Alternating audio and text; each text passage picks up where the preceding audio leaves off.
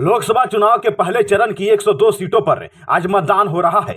ये लोकसभा सीटें 21 राज्यों और केंद्र शासित प्रदेशों की है।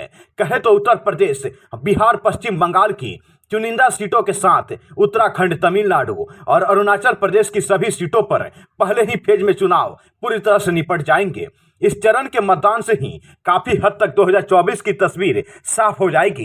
पहले फेज में बीजेपी के लिए अपनी सीटें बचाए रखने की चुनौती है, तो वहीं कांग्रेस को अपनी सीटें बढ़ाने के साथ साथ सहयोगी दल डीएमके के प्रदर्शन को बरकरार रखना होगा। पहले फेज में ही बीजेपी की अगुवाई वाले एनडीए और कांग्रेस नेतृत्व वाले इंडिया गठबंधन की परीक्षा होनी है। पहले फेज की 40% सीटें बीजेपी ने पिछले चुनाव में जीती थी, जबकि कांग्रेस महज 15% सीटें ही जीत सकी थी। हालांकि गठबंधन के नजरिए से देखें तो इंडिया गठबंधन और एनडीए गठबंधन दोनों कमोबेश बराबर नजर आए थे। इसीलिए इस बार दोनों के सामने बेहतर प्रदर्शन दोहराने का चैलेंज और उन्हें न सिर्फ अपनी पिछली सीटों को बचाने बल्कि सीटों की संख्या बढ़ाने की भी चुनौती है।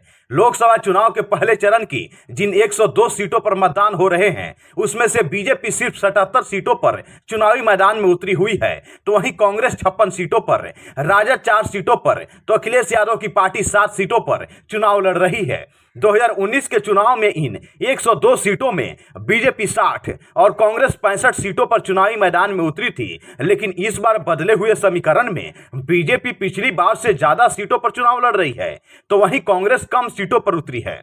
पिछले लोकसभा चुनाव में पहले फेज की इन 102 सीटों में से बीजेपी 60 सीट पर लड़कर 40 सीटें जीती थी, जबकि कांग्रेस 65 सीट पर लड़कर मात्र 15 सीटें ही जीत सकी थी, तो वहीं डीएमके 24 सीटों पर लड़कर 24 सीटें जीती थी।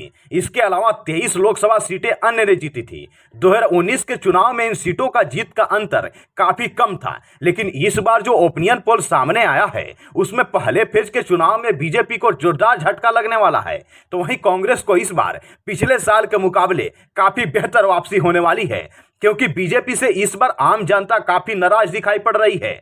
पीएम मोदी के नेतृत्व में बढ़ती महंगाई और बेरोजगारी के कारण कहीं ना कहीं आम जनता भाजपा को वोट देने से दूरी बना रही है, तो वहीं दूसरी तरफ कांग्रेस पार्टी पर लोगों का मत है कि राहुल गांधी के नेतृत्व में कुछ अच्छा हो सकता है, क्योंकि राहुल गांधी लगातार 2-3 मुद्दों को लेकर चल रहे हैं, जिसमें से महंगाई और बेरोजगारी मुख्य है, जिसके वजह से आम जनता का झुकाव कांग्रेस पार्टी की तरफ बढ़ी है। यही कारण है कि पीएम मोदी के रैली से अधिक भीड़ राहुल गांधी के रैलियों में नजर आ रहा है। इस बार जो बीजेपी ने अपना संकल्प पत्र जारी किया है, उसमें बेरोजगारी दूर करने की बात ही नहीं की गई है, नहीं महंगाई को कैसे कम किया जाएगा इस पर कोई बात की है, जिसके वजह से आम जनता की उम्मीदें कहीं ना कहीं बीजेपी से इस बार जरूर टूट गई है। कहा जा रहा है कि पहले फेज के चुनाव में बीजेपी को मात्र 30 सीटों पर ही जीत हासिल हो सकती है।